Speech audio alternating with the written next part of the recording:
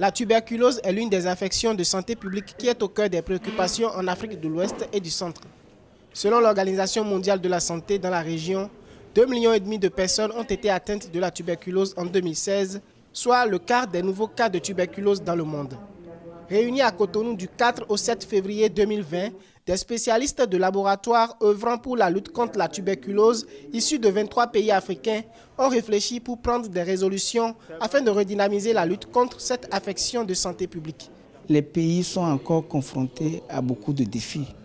Ces défis qu'ils ne peuvent pas régler seuls parce que la tuberculose ne connaît pas les frontières.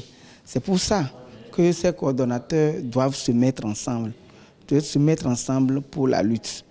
En vue d'assurer une meilleure prise en charge des patients atteints de la tuberculose, les scientifiques ont initié en 2019 le projet régional dénommé TB-Lab.